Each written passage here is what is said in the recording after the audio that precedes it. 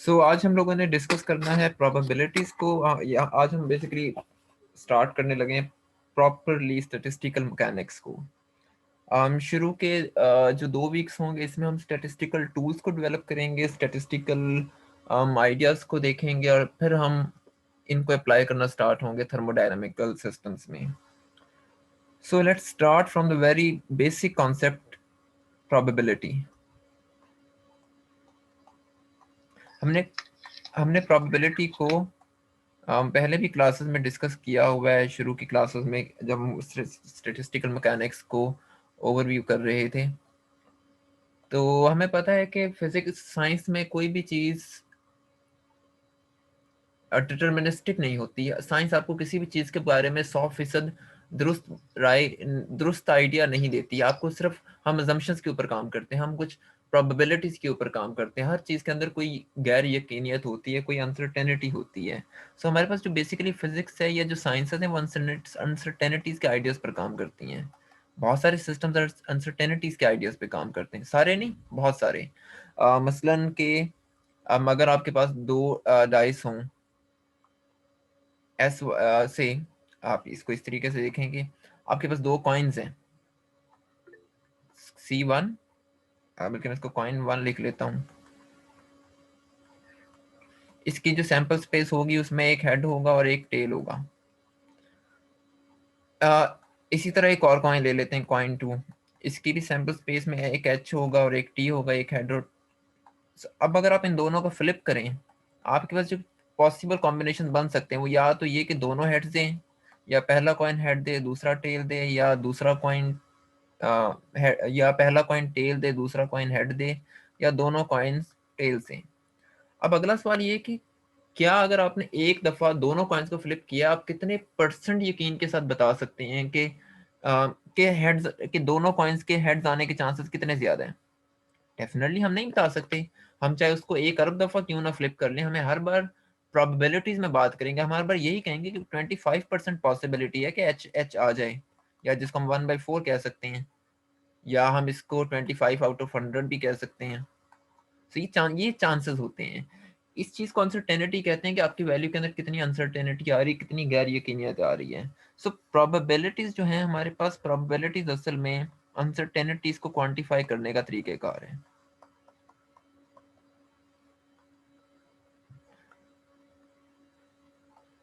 Are used to quantify uncertainties. मैं statistical के इन बेसिक आइडियाज के ऊपर बहुत ज़्यादा फोकस नहीं करूंगा इस लेक्चर में, क्योंकि मैं ज्यूम कर रहा हूँ कि आप में से मेजोरिटी ने ये चीज़ें पहले पढ़ी हुई हैं। ये यूजली 7th 8th की मैथमेटिक्स में मौजूद होती हैं, इस तरह की चीज़ें जो हम आगे डिस्कस करेंगे आइडियाज़ को। लेकिन जिशान को मैंने कह दिया है, सो जिशान के साथ आप ये चीज़ें ट्यूटोरियल में डिटेल के साथ डिस्कस कर सकते हैं, जो बहुत ही बेसिक किस्म के आइडियाज़ हैं। जी, तो बाकी जो लोग हैं उन्होंने वो पहले वाली लिंक पे क्लास को ज्वाइन किया हुआ है। वो लिंक एक्सपायर्ड है। सो आपने हर बार जो नया लिंक है, जो मीटिंग लिंक ऊपर शो होता है हेडर में, उसके ऊपर क्लिक करना है। सर मैंने अनाउंसमेंट ग्रुप में कर दी है, मैंने ग्रुप में अनाउंसमेंट की भी है कि सर की जो न्यू अनाउंसमेंट आई थी 4:30 पे, उसके कमेंट में लिंक पड़ा हुआ है, आप देखें कौन कौन ज्वाइन कर रहे हैं। मैंने अनाउंसमेंट में ये लिखा था कि हेडर में लिंक मौजूद है। ये जो लिंक क्यों मिला है दूसरा अकाउंट पे? सर उधर कोई गोनी वाली नहीं आ रही, नहीं लेके please turn your mics off. Class हो रही है। Tanveer, please turn your mic off जी जी sir. unless you have to talk any unless you have to ask any question related to the topic. Okay, so we are talking about probabilities, and we discussed that whenever you flip two coins, so new you link है दूसरे पे जाओ। Kashif,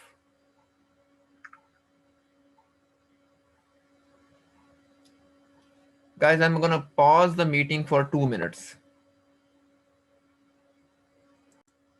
कि हम लोग बात कर रहे थे प्रोबेबिलिटीज की। सो आप चाहे कॉइन्स को जितनी दफ़ा मर्जी फ्लिप करें, आप नहीं कभी भी बता सकते कि गैस कभी कि आप कितने परसेंट अगली दफ़ा जब आप फ्लिप करेंगे तो दोनों हेड्स आएंगे, पहला कॉइन हेड देगा, दूसरा टेल देगा, पहला टेल देगा, दूसरा हेड देगा, ये दोनों टेल्स आएंगे। हर बार उसमें कुछ ना कुछ अनसर्टेनिटी होगी, हर बार कुछ ना कुछ प्रोबेबिलिटी होगी। तो ये बिल्कुल ऐसी जिस तरह आपके पास एक बॉक्स है, राइटिंग शो हो रही है, जो मैं स्क्रीन के ऊपर बॉक्स ड्रॉ किया ये शो हुआ है? Okay fine. सो यहाँ पर अगर हमारे पास एक पार्टिकल है, अब इस बॉक्स में बिलियंस ऑफ लोकेशन है जहाँ पर ये पार्टिकल हो सकता है, डेफिनेटली कंटिन्यूस इसकी डायमेंशंस हैं। सो हम नहीं बता सकते अगर इस पार्टिकल के पास कोई भी एनर्जी है तो किसी टाइम टी के ऊपर ये पार्टिकल कहाँ पर होगा। डेफिनेटली उसमें कुछ प्रोबेबिलिटी है कि ये पार्टिकल यहाँ पर भी हो सकता है, यहाँ पर भी हो सकता है, यहाँ पर भी हो सकता है, यहाँ पर भी हो सकता है, किसी भी जगह पर हो सकता है। आप एग्जैक्ट चीजें नहीं बता सकते। सो बेसिकली यहाँ पर हमें जरूरत पड़ती है प्रोबेबिलिटीज की, हमें यहाँ पर हमने अनसर्टेनिटीज को डिस्कस करना होता है। और वैसे भी जो प्रोबेबिलिटीज है या स्टैटिस्टिकल मैकेनिक्स है, इसका तो बराह रास्त ताल्लुक है थर्मल फिजिक्स के साथ, क्योंकि हम लोग पहले भी डिस्कस कर चुके हैं किसी वक्त के किसी गैस के एक मॉल में जो नंबर ऑफ एटम्स होते हैं वो बुनियादी तौर पर 6 × 6.02 multiply by 23 number of atoms होते हैं। I should write this small n. So अब आप एक एटम को तो डिस्कस नहीं कर सकते। अगर आप एक एटम को डिस्कस करना शुरू हों कि एक मोल के अंदर इतने एटम्स हैं, तो ये वाला एटम, एटम नंबर 1 किसी टाइम टी के ऊपर कहाँ मौजूद है, एटम नंबर 2 टाइम टी के ऊपर कहाँ मौजूद है, इसी तरीके से सारी उम्र तो ये कैलकुलेशन करते हुए गुजर जाएगी। तो लिहाजा हम इंडिविजुअल पार्टिकल्स को डिस्कस नहीं करते, हमें डिस्कस करना पड़ता है पूरे एनसेम्बल को। इस चीज को हम नाम देते हैं एनसेम्बल का। तो आप एनसेम्बल को हम ज्यादा डिटेल में डिस्कस करेंगे अगली किसी क्लास में जाके। सो फिलहाल एनसेम्बल से मुराद होती है कलेक्शन ऑफ पार्टिकल्स। सो इस केस में आप इंडिविजुअल पार्टिकल्स को डिस्कस नहीं करते, आप कलेक्शन ऑफ पार्टिकल्स को डिस्कस करते हैं। एनसेम्बल एक टेक्निकल वर्ड है स्टैटिस्टिकल मैकेनिक्स का। सो इस कलेक्टिव बिहेवियर को स्टडी करने के लिए हमें स्टैटिस्टिकल मैकेनिक्स की जरूरत पड़ती है। और जब हम स्टैटिस्टिकल मैकेनिक्स की बात करते हैं तो फिर हमें डिस्कस करना होता है प्रोबेबिलिटीज को, क्योंकि उस बिहेवियर जो बिहेवियर है सिस्टम का, वो बिहेवियर अनसर्टन है, बिहेवियर रैंडम होता है। उसको मेजर करने के लिए जो टूल इस्तेमाल होता है उसको हम प्रोबेबिलिटीज का नाम देते हैं। सो प्रोबेबिलिटीज हमारे पास दो तरह की होती हैं। अगर किसी वक्त भी कोई क्वेश्चन हो तो आप किसी भी वक्त अपना माइक ओपन करके मुझे दरमियान में इंटरप्ट कर सकते हैं। सो और चूंकि ये बोर्ड्स हमारे पास डायनामिक है तो हम आगे पीछे भी इसमें फॉरवर्ड कर सकते हैं। सो जहां पर कोई इशू आप मुझे इजीली मुझे किसी भी वक्त रोक दीजिएगा। सो प्रोबेबिलिटीज की हमारे पास दो किस्में होती हैं। अब हम इनके लिए एक वर्ड यूज करेंगे प्रोबेबिलिटी डिस्ट्रीब्यूशंस का। अभी हम थोड़ी देर तक देखेंगे कि प्रोबेबिलिटी डिस्ट्रीब्यूशन होती क्या है, इसको डिस्कस करेंगे। सो लेकिन हम बहुत सारी अगर प्रोबेबिलिटीज मिल जाएं, मिसाल के तौर पर आपके पास पार्टिकल्स हैं, यहाँ पर एक्स पार्टिकल है, आप ये समझें कि एक्स को हम मीटर्स में मेजर कर रहे हैं। सो पहला पार्टिकल 1 है, दूसरा 2 है, तीसरा पार्टिकल 3 कह देते हैं। पहले पार्टिकल को मेजर करने की प्रोबेबिलिटी आप कहेंगे 50% है, इसको मेजर करने की प्रोबेबिलिटी 20% है, इसको मेजर करने की प्रोबेबिलिटी 30% है। अब ये जो पूरा सेकंड कॉलम है आपके पास, ये एक सेट ऑफ प्रोबेबिलिटीज है। सो अगर आप यही करेंगे, यहाँ पर आपके पास नंबर ऑफ पार्टिकल्स आ रहे हैं। सो ये पार्टिकल नंबर 1 यहाँ पे पड़ा हुआ है, ये 2 यहाँ पे पड़ा हुआ है, ये 3 यहाँ पे पड़ा हुआ है। सो से ये 50% को शो कर रहा है, ये लाइन 40 की है, ये 30 की है, ये 20 की है, और ये उसको कह लें कि 10 पे पड़ी हुई है लाइन मुझे बहरहाल। सो आपके पास जो प्रोबेबिलिटीज बनेगी, पहले पार्टिकल की प्रोबेबिलिटी आपके पास है 50%। सो पहले के लिए जो लाइन हम ड्रॉ करेंगे वो आपके पास डेफिनेटली ये वाली होगी। दूसरे के लिए, दूसरे की 20% है, सो दूसरे के लिए आपके पास ये होगी, तीसरे के लिए आपके पास ये हो सकती है। इसी तरीके से और भी पार्टिकल्स हैं तो और भी लाइंस ड्रॉ करेंगे। ये डिस्ट्रीब्यूट किया आपने पार्टिकल्स को। सो जिसमें आपके पास एक साइड पे एक्स आ रहा है, सॉरी, तो जिसमें आपके पास एक साइड पे एक्स लिखा हुआ आ रहा है और दूसरे साइड पे वाई एक्सेस पे पी ऑफ एक्स है। ये आपने प्रोबेबिलिटीज को डिस्ट्रीब्यूट किया, इस चीज को नाम देते हैं प्रोबेबिलिटी डिस्ट्रीब्यूशन का।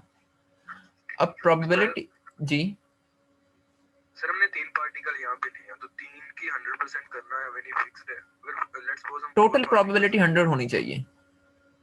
ओके सर, जितने भी टोटल नंबर ऑफ पॉसिबिलिटीज हैं वो मिला के 100 होनी चाहिए, उससे ज्यादा नहीं हो सकती। अगर कम है तो इसका मतलब है कि कुछ ना कुछ मिसिंग है। ठीक है। सो प्रोबेबिलिटी डिस्ट्रीब्यूशंस के लिए मैं आइंदा से ना इसको हमेशा पीडी की फॉर्म में लिखूंगा।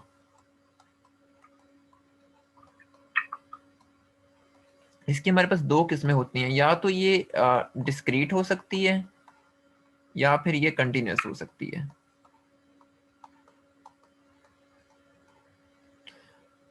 और यहाँ पर हम एक और चीज को भी डिस्कस करेंगे, हम जहां पर भी प्रोबेबिलिटीज को डिस्कस करेंगे उन्हें रैंडम वेरिएबल्स की फॉर्म में डिस्कस करेंगे। अब रैंडम वेरिएबल्स क्या होते हैं या रैंडम नंबर्स क्या होते हैं? फिजिक्स में हर जगह पर कैलकुलेशन के लिए रैंडम नंबर्स की इंपॉर्टेंस बहुत ज्यादा है। रैंडम नंबर्स का मतलब क्या होता है, अब पहले हम ये देख लेते हैं। सो मिसाल के तौर पे मैं यहाँ पर नंबर्स लिखना शुरू करता हूँ, 1 3 5 7 9 या 2 4 8 16 32 सो ऑन।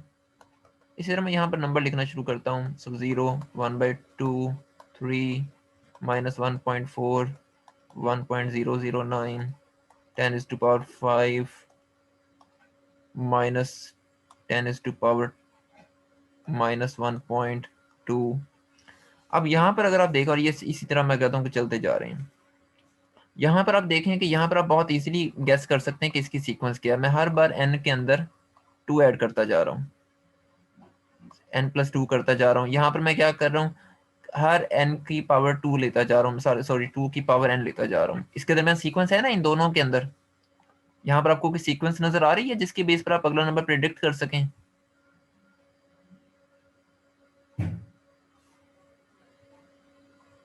इसे S1 कह लें, इसे S2 कह लें। क्या S1 में कोई सीक्वेंस मौजूद है? आप बता सकते हैं कि 9 के बाद क्या आएगा? 11। यहाँ पर बता सकते हैं? 64। यहाँ पर बता सकते हैं आप?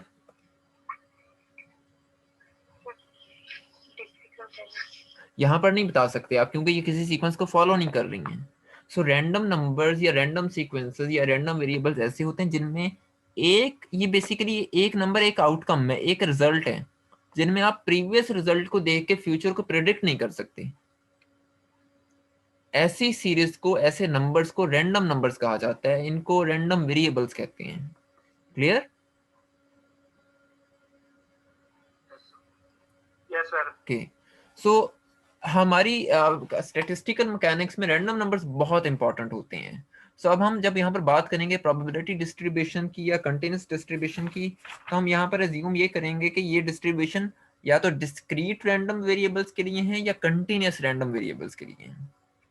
सो अब हम इनसे रिलेटेड कुछ चीजें डिस्कस करते हैं। पहले हम डिस्कस करते हैं डिस्क्रीट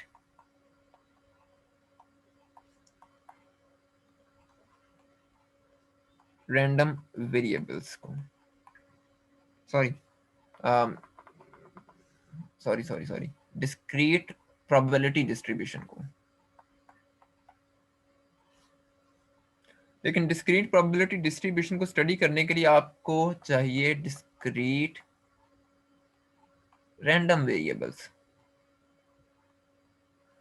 अब आपको पता है कि डिस्क्रीट नंबर्स क्या होते हैं। आप लोगों ने बोहर की एटॉमिक थ्योरी में जब n के बारे में पढ़ा था तो आपने कहा था कि n हमेशा इंटीजर वैल्यूज ले सकता है, 1 2 3 4, इनके अलावा कोई और वैल्यू नहीं ले सकता। सो ये डिस्क्रीट नंबर्स हैं, ये किसी भी फॉर्म में हो सकते हैं, लेकिन इनकी कोई फाइनाइट वैल्यू होगी। रैंडम सीरीज भी बोलते हैं ना इसे? हाँ, आप इसे सीरीज भी कह सकते हैं। ये रैंडम नंबर्स की एक सीरीज है,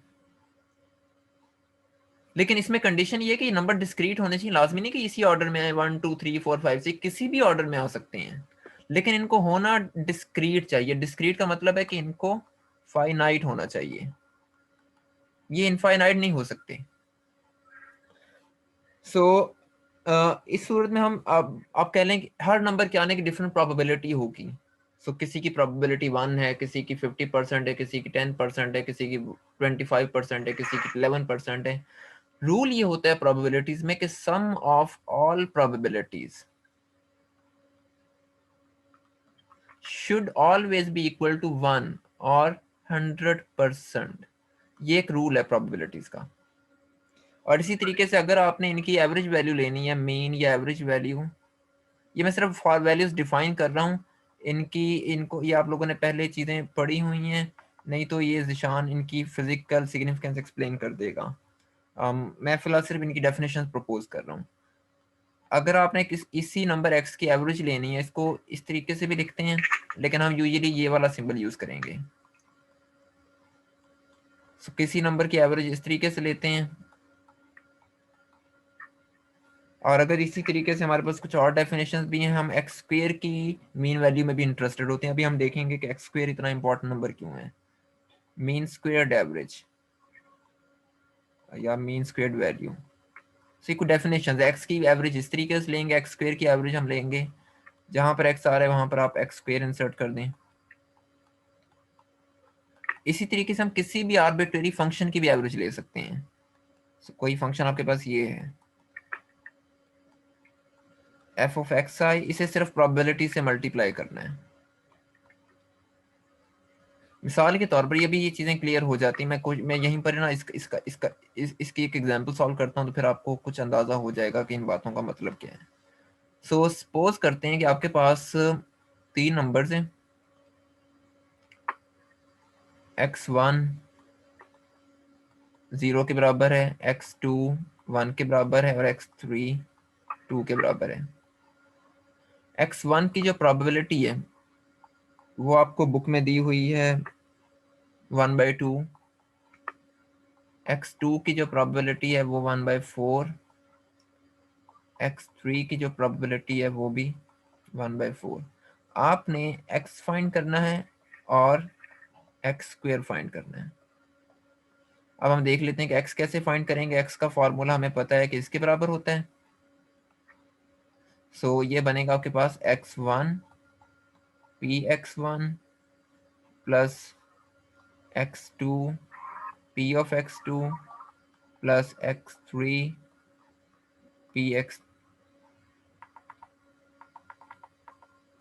p ऑफ x3। x1 आपको दिया हुआ है 0, उसकी प्रोबेबिलिटी दी हुई है 1/2, प्लस x2 आपको 1 दिया हुआ है, प्रोबेबिलिटी 1/4 है। x3 आपको 2 दिया हुआ है, प्रोबेबिलिटी 1/4 है। इसको सिंप्लीफाई कर लें तो आपके पास x की एवरेज वैल्यू आ जाएगी 3/4। इसी तरीके से आप इस फॉर्मूले को इस्तेमाल करके एक्स स्क्वेयर की एवरेज भी निकाल सकते हैं और ये आपको मिलेगी 5/4। इस तरीके से हम इन फार्मूलाज को इस्तेमाल करते हैं। इसमें कोई क्वेश्चन, कोई मुश्किल? सिर्फ फार्मूलाज हैं और कुछ भी नहीं है। अब अगर हमारे पास कोई थोड़ा सा रिपीट करते हैं। इसमें क्या चीज रिपीट करनी है? For example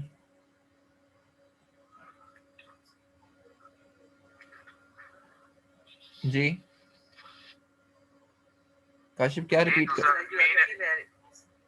mean average and mean squared. ये सिर्फ फार्मूलाज हैं कि अगर आपने ये एक नंबर, एक सेट दिया हुआ है ना, आपने इस सेट में एवरेज लेनी है कि एवरेज नंबर आने की पॉसिबिलिटी क्या है, कौन सा नंबर सबसे ज्यादा आने के चांसेस होते हैं। वो एवरेज नंबर होता है जिसके आने के चांसेस सबसे ज्यादा होते हैं।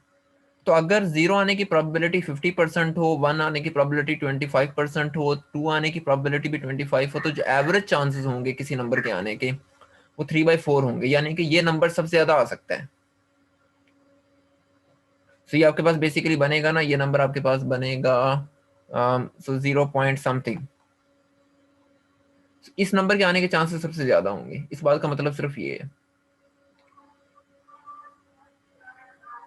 ये बिल्कुल इसी तरह से है, ये बिल्कुल इसी तरीके से मिसाल के तौर पर हम ये कहते हैं कि पाकिस्तान में हम कहें कि साहिवाल रीजन के अंदर एक स्कूल में 50 बच्चे जाते हैं ऑन द एवरेज। किसी एक स्कूल में 50 बच्चे पढ़ते हैं, लाहौर में 55 पढ़ते हैं, उकाड़ा में 60 पढ़ते हैं।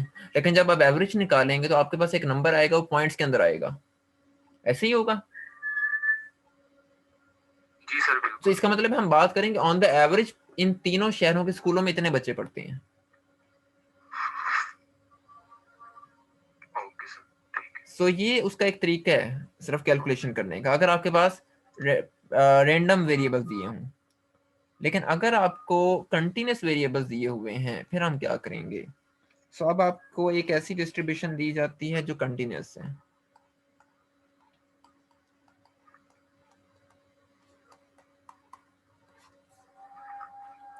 सो कंटिन्यूस डिस्ट्रीब्यूशन में तो आपके पास इनफाइनाइट नंबर ऑफ पॉसिबिलिटीज होती हैं, और उसके लिए आप बेसिकली आप ये कहते हैं कि हम कह सकते हैं कि let X be a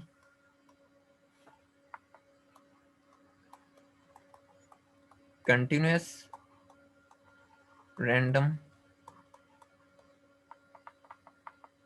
variable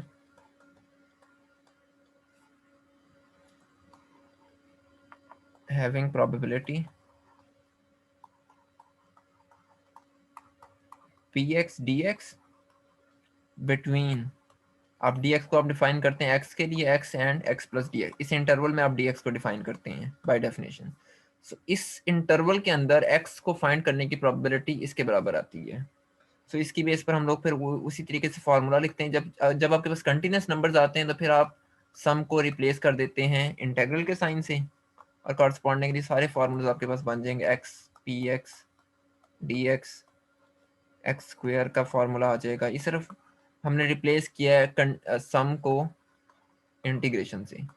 ये डिस्क्रीट के लिए यूज करते हैं, डिस्क्रीट सम्स के लिए, और ये कंटिन्यूस सम्स के लिए होता है।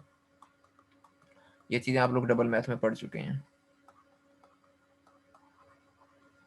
और इसी तरीके से अगर आपके पास कोई आर्बिट्रेरी फंक्शन हो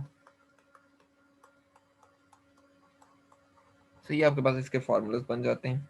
इसमें कोई ये सर फार्मूलाज आपने याद रखने हैं, इनकी डिटेल भी आपको सॉरी यहाँ पर भी आना है।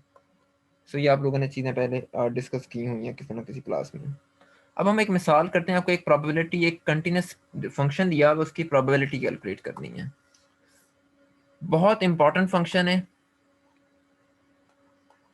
p of x is equal to c over 2a²। इसमें आपने ये बताना है कि c क्या है, आपने इसके लिए एवरेज निकालनी है। x की एवरेज क्या आएगी, x² किसके बराबर आएगा, आपने ये चीज़ें कैलकुलेट करनी है। और इसमें c and a are constants, ये दोनों नंबर्स कॉन्स्टेंट्स हैं। और जो आपके पास x है, x एक कंटिन्यूस रैंडम वेरिएबल है। तो इसका मतलब है कि x की जो रेंज होगी वो माइनस इन्फिनिटी से लेकर प्लस इन्फिनिटी तक कुछ भी हो सकती है। अब यहाँ पर हम c कैसे फाइंड करेंगे? उसको कैलकुलेट करने का तरीका हमें पता है कि sum of all probabilities is equal to 1। So यहाँ पर c कांस्टेंट इंटीग्रेशन से बाहर आ जाएगा।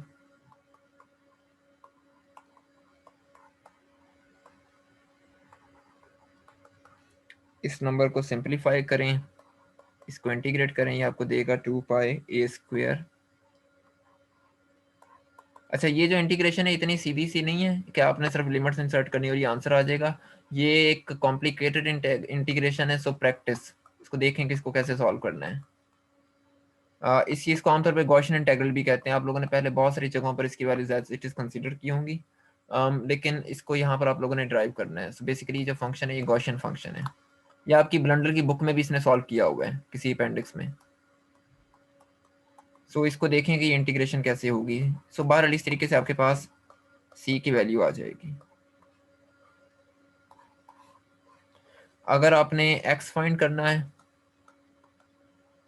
तो आप किस तरीके से फाइंड करेंगे? Minus infinity to plus infinity x p of x dx, minus infinity to plus infinity x as it is आ गया, p of x dx, c की जगह हम ये वाली वैल्यू इंसर्ट कर देते हैं और ये आ जाएगा minus x² over 2a² dx। ये जो इंटेग्रल है ये आपके पास 0 आएगा, ये ऑड इंटेग्रल है। इसी तरीके से जब आप जी जी सॉरी आपकी आवाज नहीं आ रही क्लियर।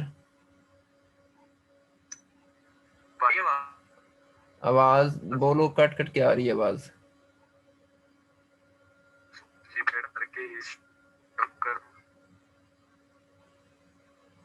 जी मैं पूछ रहा था c into 2 pi a square over under root is equal to 1। Sir ये वैल्यू कहाँ से, ऊपर वाली से निकली है ना? ये जब आप इस इंटीग्रल को सॉल्व करेंगे तो ये आएगा। जी सर। अब ये इसका जो सोल्यूशन है ये सिंपल इंटीग्रेशन नहीं है, इसमें ये थोड़ी सी टेक्निकल इंटीग्रेशन है। ये आपकी बुक में की हुई है, ये आपने एक दफा वहां से देखनी है कि कैसे इसको करना है। ये बेसिकली गॉसियन इंटीग्रेशन है, उसमें आपको ट्रांसफॉर्म करने पड़ेंगे एक्स को पोलर कोऑर्डिनेट्स के अंदर और फिर ये कैलकुलेशन होगी। लेकिन इसको लाजमी करें इस इंटीग्रेशन को, ये एक बहुत बहुत इंपॉर्टेंट एक्सरसाइज है। सो इसी तरीके से जब आप यहाँ पर एक्स स्क्वायर इंसर्ट करेंगे और फिर इंटीग्रेट करेंगे तो इसका आंसर आपके पास ए स्क्वायर आएगा। अगेन ये इंटीग्रेशन ट्रिवियल नहीं है, ये थोड़ी सी कॉम्प्लिकेटेड इंटीग्रेशन है, लेकिन ये आपको आनी चाहिए। ये आप लोग देखें कि आपकी बुक में की हुई है, या मैं इसको होमवर्क में दे दूंगा इस इंटीग्रेशन को। जी आवाज नहीं आ रही। क्या आपको मेरी आवाज नहीं आ रही? नहीं सर, आपकी आवाज कट कट के आ रही है। मुझे आप लोगों की आवाज, किसी को भी शायद नहीं आ रही, मुझे आप लोगों की आवाज बिल्कुल ठीक आ रही है, तो इसका मतलब है कि मेरे इंटरनेट में कोई इशू नहीं है। प्रॉपर्ली तरीके से जो आवाज आनी चाहिए वैसे नहीं आ रही, कट कट के आवाज आ रही है, कुछ की समझ लग रही है, कुछ की नहीं लग रही। उसमें हो सकता है कि आप लोगों की तरफ इंटरनेट का इशू हो, क्योंकि मुझे आप लोगों की आवाज बिल्कुल क्लियर आ रही है, तो यहाँ इंटरनेट का इशू नहीं है इट सीम्स। somehow डिस्टॉर्शन आ रही है, वैसे तो पहले तो साफ आ रही थी आवाज। तो आप अपनी साफ आ रही है, अब तो रैंडमली आ रही है। आप अपनी लोकेशन को या तो चेंज करके देखें। सर जी मैं तो बाहर फसलों में आ गया, मैं कहाँ जाऊँ? अच्छा बहरहाल वो इंटरनेट का इशू आप लोगों के एंड पे आ रहा है, इधर अगर ऐसे होता तो मुझे आप लोगों की आवाज भी ना आती। सर अब क्लियर आ रही है। सर बोर्ड नहीं है फिलहाल तो बाकी कुछ ऐसे हैं स्टूडेंट जिनको नहीं आती की वजह से। अब उसका तो मेरे पास कोई हल नहीं है, अब ऑनलाइन क्लासेस है, हमें ऐसे ही कुछ करना पड़ेगा। सर बोर्ड नजर नहीं आ रहा। किसी को भी बोर्ड नजर नहीं आ रहा? नहीं हमें तो आ रहा है। तो फिर आपके अपने इंटरनेट, आपके अपने डिवाइस में कोई इशू है ना, जिनको नजर नहीं आ रहा।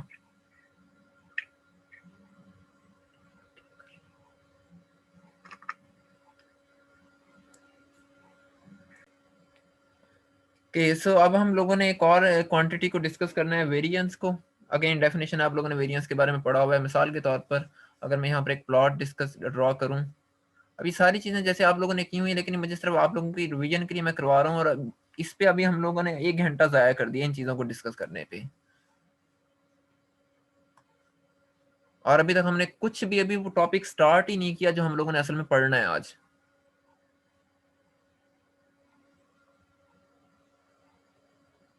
सो लेट्स सपोज कि आपके पास एक डिस्ट्रीब्यूशन है, गॉसियन डिस्ट्रीब्यूशन इस तरह की बनती है आपके पास।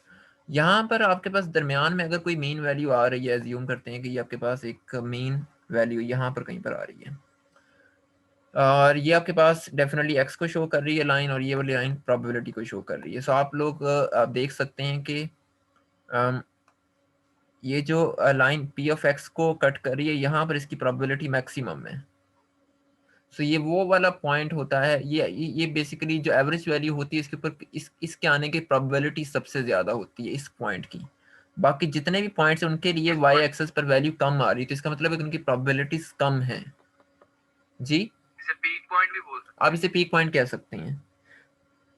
बेसिकली ये बिहेवियर उस कांस्टेंट सी की वजह से रिस्पॉन्सिबल होता है, जिसको हम नॉर्मलाइजेशन कहते हैं। इसको हम डिस्कस करेंगे किसी और जगह वक्त। अब लेकिन इसके ऊपर अगर हम और पॉइंट्स ले लें, तो ये तो आपकी एवरेज वैल्यू है जिसको मैं ये नाम दे रहा हूँ, लेकिन अब यहाँ पर कोई और पॉइंट ले लें, मिसाल के तौर पर इस लाइन के ऊपर x1 ले लें, यहाँ पर x2 ले लें। अब हमने ये देखना है कि ये पॉइंट्स इस मीन से कितने फासले पर आ रहे हैं। इसी तरीके से यहाँ पर ले लें -x1 -x2। अब हम ये देखना चाहते हैं कि ये पॉइंट्स x से कितने फासले पर मौजूद है, इनके अंदर कितनी डेविएशन आ रही है। इस डेविएशन की कैलकुलेशन को हम लोग नाम देते हैं वेरिएंस का। तो असल में हम ये देखना चाहते हैं, वेरिएंस को डिफाइन इस तरीके से करेंगे, variance of x is equal to x minus average x, क्या आपकी वैल्यू मीन वैल्यू से कितना ज्यादा साइडों पर मौजूद है, कितनी ज्यादा उसके अंदर डिस्ट्रीब्यूशन आ रही है। सो ये डेफिनेशन है हमारी। अभी मैं यहाँ पर ये लिखूंगा कि ये ट्रू डेफिनेशन नहीं है फिजिक्स के पॉइंट ऑफ व्यू से, अभी हम उसके बारे में देखेंगे कि ऐसा क्यों होता है, लेकिन बहरहाल मैथमेटिक्स में इसको इस तरीके से डिफाइन किया जाता है, लेकिन ये फिजिक्स के पॉइंट ऑफ व्यू से एक ट्रू डेफिनेशन नहीं है। अब हम ऐसा करते हैं कि इसकी एवरेज ले लेते हैं इस वेरिएंस की। सो आपको यहाँ पर x माइनस ये करना पड़ेगा, x की एवरेज माइनस एवरेज x की दोबारा से एवरेज, ये भी x आ गया। और जब डबल एवरेज लेते हैं तो आपके पास सिंगल एवरेज के बराबर आती है, बिल्कुल ऐसे ही है कि नेगेटिव को नेगेटिव से मल्टीप्लाई करें आपके पास पॉजिटिव आएगा। सो double average means single average. ये दोनों नंबर्स कैंसिल हो गए, ये चीज 0 के बराबर है। सो अगर आप इस डेविएशन की, इस एवरेज ऑफ डेविए बेसिकली एवरेज ऑफ डेविएशन है, किसी भी डेविएशन की जो एवरेज है वो आपके पास 0 आ रही है जी। सर इसको रिपीट करें दोबारा काइंड। यहाँ पर आपने ये नंबर लिखा ना x, ये नंबर है आपके पास जिसको आपने वेरिएंस का नाम दिया है। अब आपने पहले नंबर की एवरेज लेनी है x की, देन सेकंड नंबर की ले ली, और ये जो बाहर वाली एवरेज थी ये एज इट इज आ गई ना। ये बिल्कुल इसी तरीके से जिस तरह हम a प्लस बी का स्क्वायर इवेलुएट करते हैं, पहली टर्म का स्क्वायर प्लस सेकंड टर्म का स्क्वायर, और देन वो जो आगे फैक्टर्स आते हैं। क्लियर है? सर ठीक है। सो जब आपके पास डबल एवरेज आती है तो बेसिकली x डबल बार x के बराबर आता है। या आप ऐसे करें कि आप x को लिख सकते हैं, उसका एक दफा इनवर्स लें, फिर उसका दोबारा से इनवर्स ले लें, तो अगेन ये नंबर x के बराबर ही है। सो यही काम हम यहाँ पर कर रहे हैं।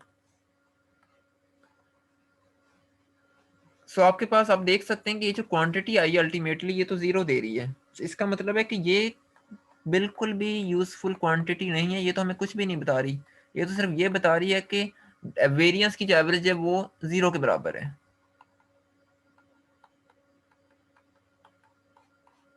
सो लिहाजा हम इस डेफिनेशन को इस्तेमाल नहीं कर सकते, इससे हम कोई भी फिजिकल क्वांटिटी डिड्यूस नहीं कर सकते। हमें इस वेरिएंस को किसी और तरीके से डील करना पड़ेगा। हम एक डेफिनेशन प्रपोज करते हैं कि आप वेरिएंस की ले लें, आपने वेरिएंस को डिफाइन किया है, वेरिएंस मैं इसको v का नाम दे रहा हूं फिलहाल, आपने ये डिफाइन किया है, आप इसका मॉडुलस स्क्वायर ले लें, उससे एक फायदा हो जाएगा। एक फायदा ये होगा कि ये जो क्वांटिटी है ये हमेशा पॉजिटिव आएगी, 0 नहीं होगी, अनलेस कि x और ये एवरेज x बराबर ना हो। सो इसका मतलब है कि ये ज्यादातर ये वैल्यू पॉजिटिव ही रहेगी, ये बहुत बड़ा प्लस पॉइंट है। सो मैं इसको कह देता हूँ कि ये एक अच्छी बात है। लेकिन इसका एक नुकसान ये है कि जो इसमें मॉडुलस नंबर आ रहा है, मॉडुलस साइंस को कैलकुलेट करना थोड़ा सा मुश्किल काम होता है। मिसाल के तौर पर कि अगर आपको ये दिया हो कि x is equal to 3, x is equal to 3 plus Y, तो इसका मतलब ये कि आपको इसको दो तरह से सॉल्व करना पड़ेगा, plus x is equal to 3 plus y और minus x is equal to 3 plus Y. तो ये दो इक्वेशंस बन जाएंगी आपके पास। सो ये एक बड़ा ही मुश्किल काम है और एक लंबा काम है, इसलिए लिहाजा जिसकी वजह से ये मॉडुलस साइन एक बुरी चीज समझा जाता है कैलकुलेशंस करते वक्त। हमें चाहिए फिर क्या है? अब क्वेश्चन ये है कि व्हाट डू वी नीड, हम चाह क्या रहे हैं? हमें एक ऐसी क्वांटिटी चाहिए जो हमेशा पॉजिटिव तो हो, लेकिन उसको कैलकुलेट करना भी आसान हो, ये ना हो कि इसकी कैलकुलेशन बहुत मुश्किल हो जाए। सो अब हम इसकी जगह पर फिर एक क्वांटिटी प्रपोज करते हैं, वेरिएंस को नाम देते हैं कि अब आपने वेरिएंस को डिफाइन करना है मीन स्क्वेयर्ड डेविएशन। ये चीज बेसिकली आपके पास रूट मीन स्क्वेयर की डेफिनेशन होती है। अभी हम देखते हैं किस तरह। अभी मैंने बात ये कि हम एक वेरिएंस की एक नई डेफिनेशन प्रपोज कर रहे हैं कि variance of X is root, बल्कि फिलहाल इसको रूट नहीं लिखते हम लोग, मीन स्क्वेयर्ड डेविएशन। हमने वेरिएंस की डेफिनेशन ये लिखी है कि v of x is x minus x, ये हमारी डेफिनेशन है। जब हम बात करें मीन स्क्वेयर्ड की, तो सबसे पहले आप इसका स्क्वेयर कर दें, या आपने यहां पर इसका स्क्वेयर कर दिया। स्क्वेयर करने से क्वांटिटी होगी पॉजिटिव, साथ ही इसका ले लें मीन।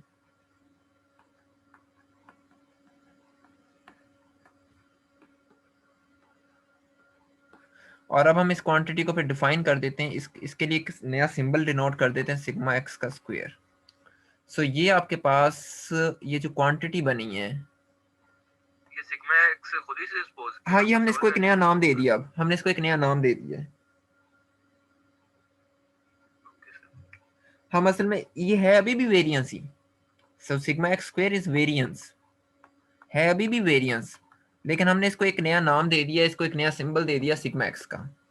फिजिक्स में हर जगह यही सिंबल हम लोग इस्तेमाल करते हैं।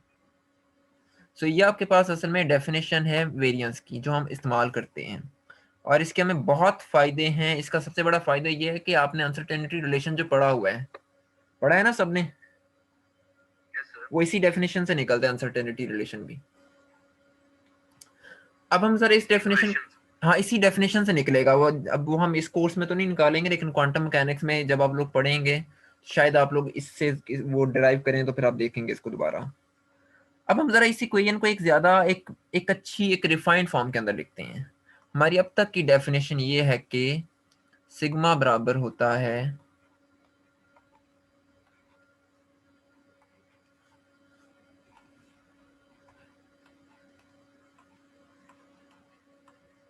ये है, इसका स्क्वायर करें ओपन, एक्स स्क्वायर प्लस, जिस तरह ए प्लस बी का स्क्वायर करते हैं ओपन, माइनस, ये चीज बन गई।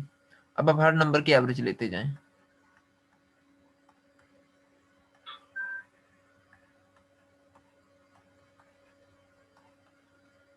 2 कांस्टेंट है, 2 की एवरेज 2 ही रहेगी। ये बन गया। इसको सिंप्लीफाई कर लें, double average age it is रहेगी,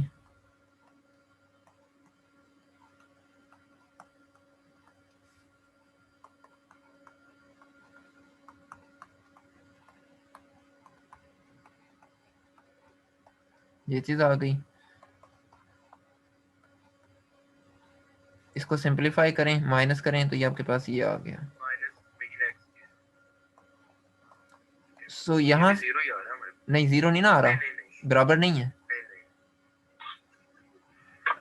अच्छा, चूंकि आपके पास ये वाला जो नंबर है ये हमेशा ग्रेटर देन 0 होगा, इसका मतलब ये है कि x square is always greater than x square. साथ ही इसका लेना है स्क्वायर रूट।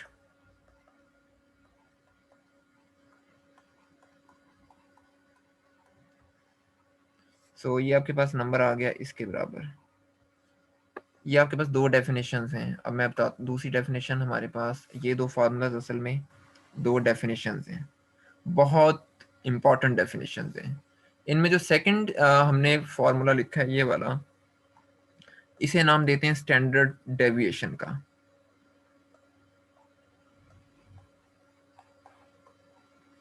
हम लोग फिजिक्स में यूजुअली वेरिएंस नहीं कैलकुलेट करते, हम लोग वेरिएंस को इस्तेमाल करके स्टैंडर्ड डेविएशन कैलकुलेट करते हैं। सो स्टैंडर्ड डेविएशन ही असल में अनसर्टेनिटी कहलाती है। हमने शुरू में बात की थी ना कि प्रोबेबिलिटीज को इस्तेमाल करके हम लोग अनसर्टेनिटीज निकाल सकते हैं। सो स्टैंडर्ड डेविएशन असल में अनसर्टेनिटी कहलाती है। जब आप मसलन जब आप ये चीज लिखते हैं अनसर्टेनिटी प्रिंसिपल में कि delta x delta p greater than और equal to h bar by two. तो असल में आप लोग ये लिख रहे होते हैं delta sigma x sigma p greater than और equal to h bar by two. So वो डेल्टा का मतलब होता है कि आप स्टैंडर्ड डेविएशन निकाल रहे हैं और वो स्टैंडर्ड डेविएशन इस फॉर्मूले से कैलकुलेट की जाती है। ये बहुत जी फॉर्मूलों के हम बहुत जो दोनों फॉर्मूले लिखे हुए हैं हम बोलेंगे स्टैंडर्ड डेविएशन। नहीं, ये पहला वाला ये तो ये डेफिनेशन है वेरिएंस की। हाँ तो उसका स्क्वायर रूट ले लिया। हाँ उसका स्क्वायर रूट ले लिया हमने एग्जैक्टली। अब ये जो यहाँ पर आपने क्या किया देखें, आपने पहले अब यहाँ पर देखें अगर मैं इसके ऊपर स्क्वायर रूट भी लगा दूं, आपने इसका इसका इसका स्क्वायर लिया, मीन वैल्यू ली और फिर स्क्वायर रूट लिया। इस वजह से इसको रूट मीन स्क्वायर वैल्यू भी कहते हैं। जो उसके एवरेज है वो उनके साइन बाहर होंगे और स्क्वायर अंदर होगा, वो कभी कैंसिल आउट नहीं हो सकेगा। मसलन मतलब क्या कहना चाह रहे हैं? एक पीछे स्टेप कीजिएगा मेरे को बता। हाँ जी जो स्क्वायर के बाद वो रेड एरोज हैं वो बाहर आ रहे हैं ना, अगर हम उनका स्क्वायर लें तो ऐसे कैंसिल आउट नहीं होगा, ऐसे ही ना? नहीं नहीं, वो स्क्वायर बेसिकली स्क्वायर लेने से एवरेजेस तो कैंसिल नहीं होंगी। अगर एवरेज के बाहर आए स्क्वायर देन फर्दर। अच्छा अगर एवरेज के बाहर स्क्वायर आए फिर आप इस क्वांटिटी का दोबारा से स्क्वायर ले रहे होंगे असल में। मतलब आप ये कहना चाह रहे हैं कि अगर हम ये डिफाइन करें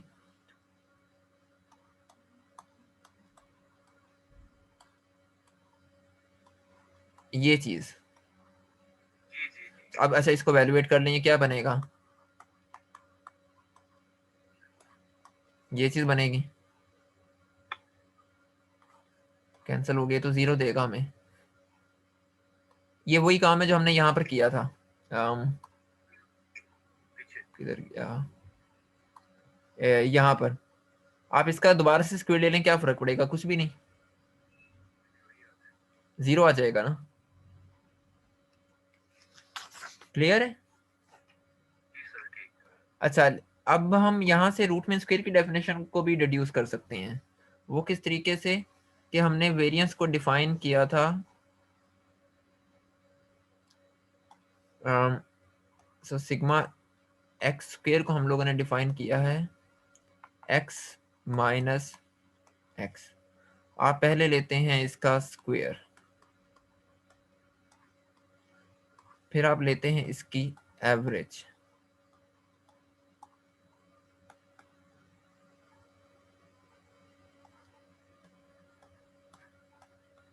और देन आप इसका ले लेते हैं स्क्वायर रूट।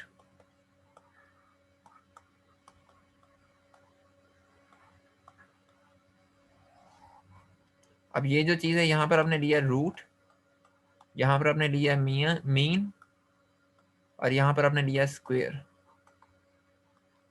तो ये जो चीज होती है आपके पास RMS वैल्यू होती है, स्टैंडर्ड डेविएशन जो है वो डेफिनेशन है, वो हमने उसको उसका नाम दिया है। सो आप जिस चीज को रूट मीन स्क्वायर कहते हैं वो असल में वो भी स्टैंडर्ड डेविएशन होती है, वो कुछ भी नहीं है सिवाय स्टैंडर्ड डेविएशन के। क्लियर? ठीक। सो अब हम लोग डिस्कस करते हैं linear transformation of random variables. अभी तक तो हम इंडिविजुअल रैंडम वेरिएबल्स को डिस्कस कर रहे हैं, लेकिन बहुत सारी सिचुएशंस में आपके पास रैंडम वेरिएबल्स इक्वेशंस की सूरत में आ रहे होते हैं। मसलन अभी हम देखते हैं कि इस बात से क्या मुराद है। लीनियर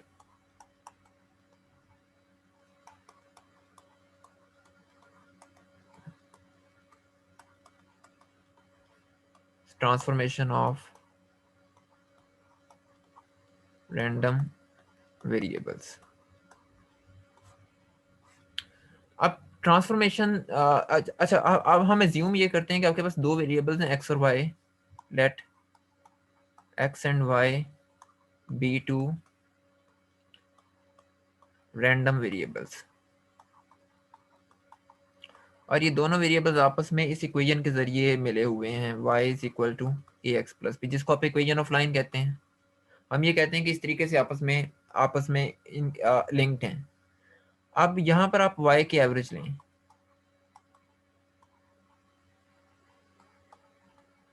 तो आपको इस इक्वेशन की एवरेज लेनी होगी। अच्छा, यहाँ पर a कांस्टेंट है, a की एवरेज एज इट इज आ जाएगी प्लस x की और b एज इट इज आ गया, सिर्फ अपने x की एवरेज लेनी क्योंकि a और b तो कांस्टेंट्स हैं। इसी तरीके से आप y स्क्वायर की एवरेज भी ले सकते हैं। उसके लिए आपको लेना होगा ax plus b square, a square x square plus b square plus 2ab x. Again a और बी कॉन्स्टेंट्स है आपके पास, सो आपने उनकी एवरेजेस नहीं लेनी, लेंगे भी तो वो सेम आएंगी।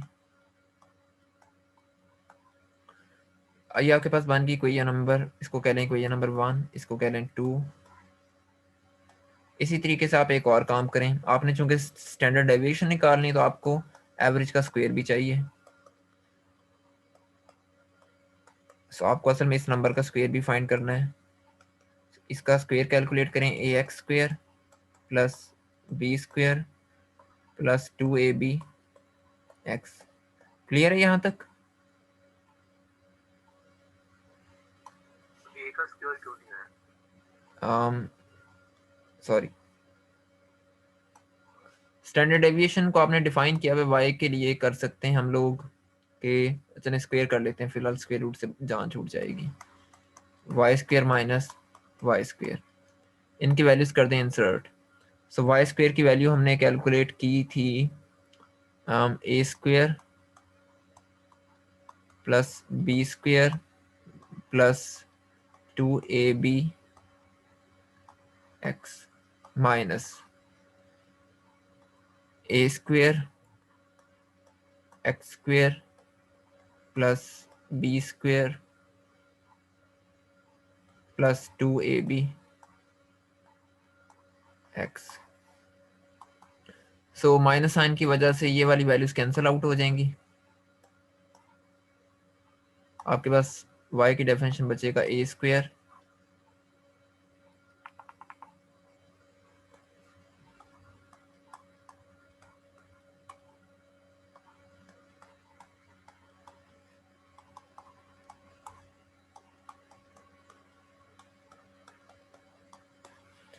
सो ये जो हमारे पास डेफिनेशन है, ये तो हमारे पास सिग्मा एक्स की स्टैंडर्ड डेविएशन बन रही है, वेरिएंस बन रही है, या आप स्क्वायर रूट लें तो आप लिख सकते हैं।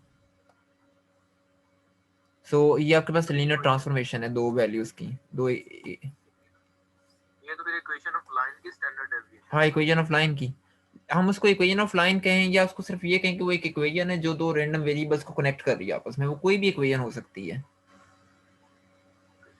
सर कोई ये दो वेरिएबल लेके कोई और इक्वेशन स्टैंडर्ड। हाँ, इसी तरीके से आप कोई और भी निकाल सकते हैं, किसी भी कोई, असल में बताने का तरीका, बताने का मकसद ये था कि आप इस तरह से किसी भी इक्वेशन की फाइंड कर सकते हैं स्टैंडर्ड डेविएशन। सो ये हमारे पास स्टैंडर्ड अच्छा, यहाँ पर इंपॉर्टेंट चीज ये है कि जब आपने इनकी स्टैंडर्ड डेविएशन निकाल ली है, आपके पास इक्वेशन ये बन रही थी y is equal to A x plus B, आपके पास उसमें a भी आ रहा है b भी आ रहा है, लेकिन इस इक्वेशन, इन दोनों इक्वेशंस के अंदर b का फैक्टर नहीं आ रहा। क्यों? कि आपके पास वेरिएंस सिर्फ और सिर्फ a के ऊपर डिपेंड कर रही है, b के ऊपर डिपेंड नहीं कर रही। क्या वजह क्या है इसकी? नहीं, फिजिकल वजह क्या है? वो तो a भी कांस्टेंट है, वो हमें फिजिकली क्या बता रहा है? वो तो ठीक है, वो तो मैथमेटिकली आपकी बात समझ में आती है, लेकिन फिजिकली क्या बता रहा है? अगर मेरी बात सुने, अगर b तो 0 हो जाए तो इतना फर्क नहीं पड़ेगा, लेकिन अगर a 0 हो जाए तो a डायरेक्टली x के साथ मल्टीप्लाई हो रहा है, तो इक्वेशन ऑफ लाइन भी 0 हो जाएगी। जीरो होने का मतलब ये है कि आपके पास उस पॉइंट के ऊपर कोई उसके ऊपर सोल्यूशन तो फिर भी आ रहा है। देन अगर y 0 भी है लेकिन वो भी इक्वेशन ऑफ लाइन का सोल्यूशन तो है, वो तो स्टार्टिंग पॉइंट पे नहीं आ जाएगा। जो भी है वो जहां पर भी आता है, हमें उससे गरज नहीं है, सोल्यूशन तो है ना इक्वेशन का। अगर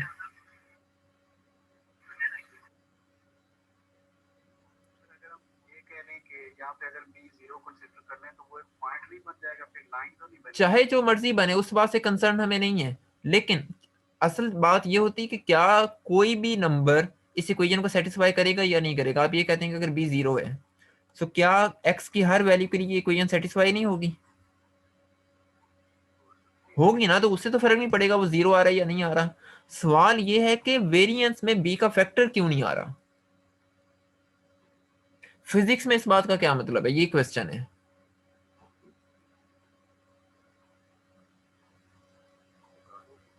आप लोगों से पूछ रहा हूं, मैं तो अभी बता ही दूंगा। उसकी वजह वेरिएंस की डेफिनेशन है, हमने वेरिएंस को जिस तरीके से डिफाइन किया हुआ है, ये हमारी डेफिनेशन बिल्कुल ये हमारी ये इक्वेशन उस डेफिनेशन के अकॉर्डिंग है। वेरिएंस आपको क्या बताती है? वेरिएंस आपको आप पहले ये सोचें कि वेरिएंस आपको किस चीज के बारे में बताती है। वेरिएंस आपको किसी भी डिस्ट्रीब्यूशन की विड्थ के बारे में बताती है, डेविएशन के बारे में बताती है, about the width of deviation. लेकिन वेरिएंस आपको, अभी हम बी को 0 नहीं ले रहे, हमने कहीं पर भी बी को 0 नहीं लिया, लेकिन तो हम बी को एज इट इज एक जनरल, एक आर्बिट्रेरी कांस्टेंट के तौर पर ही ट्रीट कर रहे हैं। लेकिन वेरिएंस हमें पार्टिकल की एग्जैक्ट लोकेशन के बारे में नहीं बताती, या बताती है?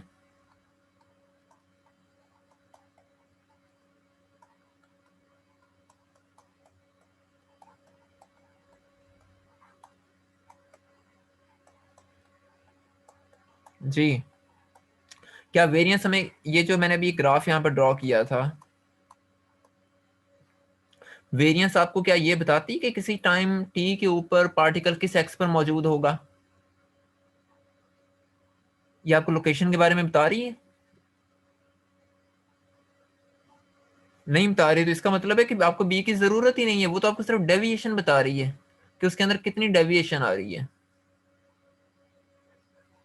और वो डेफिनेशन डेफिनेटली आप इस वेरिएबल के अंदर आने वाली डेफिनेशन से मालूम करेंगे ना कि इसके अंदर कितनी डेविएशन आ रही है। आप ये देखेंगे कि एक्स में कितनी डेविएशन आ रही है, उससे आपको पता लग जाएगा कि कॉरस्पॉन्डिंगली वाई में कितनी डेविएशन है। क्योंकि और तरीका है मालूम करने का, और तो कोई तरीका नहीं है। इसलिए यहाँ पर बी का होना जरूरी नहीं है, क्योंकि वेरिएंस का मकसद ही हमें एग्जैक्ट लोकेशन बताना नहीं, उसका मतलब सिर्फ डेविएशन के बारे में इंफॉर्मेशन देना है।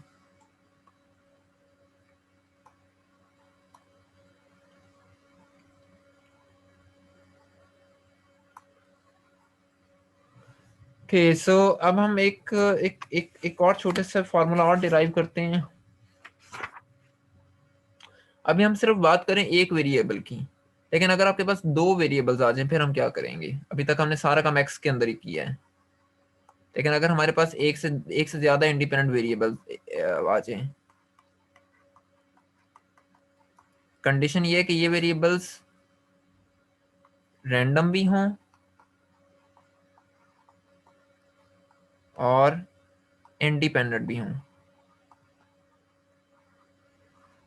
यहां पर भी जब हमने ये इक्वेशन ली थी y is equal to A x plus b, इसमें x और y थे तो रैंडम, लेकिन x इंडिपेंडेंट था लेकिन y डिपेंडेंट था। y की वैल्यू डिपेंड कर रही थी x के ऊपर, क्योंकि y फंक्शन था x का। सो यहाँ पर अब यहाँ पर ये कंडीशन डिफरेंट हो गई, आपके पास वेरिएबल्स को रैंडम भी होना चाहिए और इंडिपेंडेंट भी होना चाहिए। सो हम दो वेरिएबल्स ले लेते हैं u एंड v, उनकी एवरेज वैल्यू लेते हैं।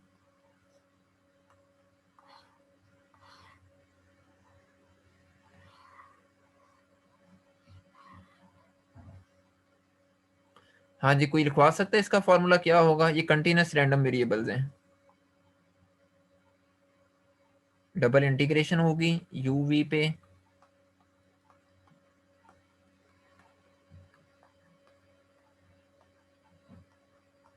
हमने यही फॉर्मूला पढ़ा था ना x की एवरेज का,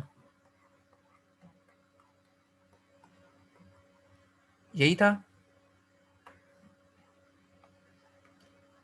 सो अगर आपके पास दो वेरिएबल्स आएंगे, आप पता नहीं, मुझे नहीं पता किसने जवाब दिया था, लेकिन बहुत स्लो आवाज में बोल रहे हैं, मुझे उनकी आवाज बिल्कुल नहीं आ रही कि वो असल में क्या कहा था उन्होंने। सो बहरहाल, अगर ये इंडिपेंडेंट वेरिएबल्स हैं तो आप इंटीग्रेशन को अलग अलग कर सकते हैं।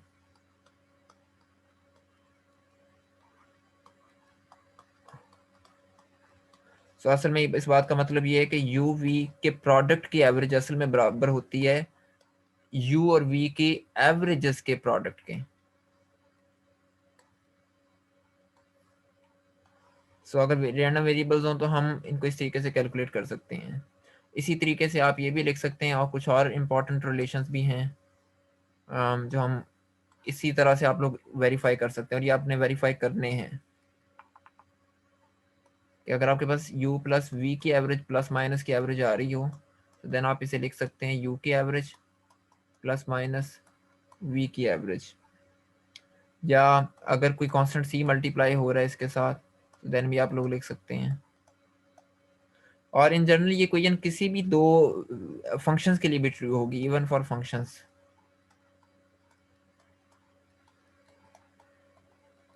सो सपोज करते हैं कि आपके पास दो फंक्शन एफ ऑफ यू है प्लस जी ऑफ वी है, सो इसके लिए भी relation as it is true होगा।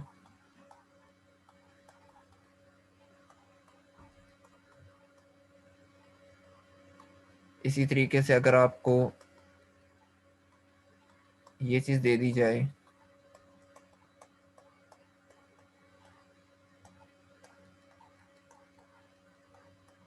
या अगर इसके साथ कोई कांस्टेंट मल्टीप्लाई हो रहा हो, तो ये सारे रिलेशन फंक्शंस के लिए भी ट्रू हैं। अच्छा, ये आपने वेरीफाई करने के ट्रू होते हैं, इनको एज्यूम नहीं करना, ये इंपॉर्टेंट फार्मूलाज हैं।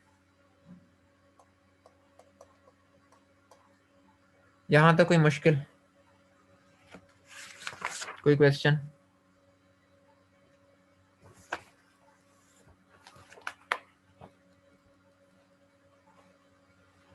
जी, कोई सवाल आप लोगों का?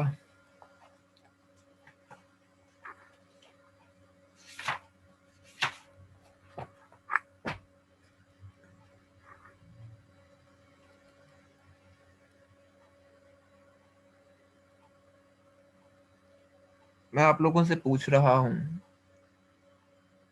No sir. सो मैं इस वक्त फिलहाल मैं इस लेक्चर को यहीं पर स्टॉप कर रहा हूँ।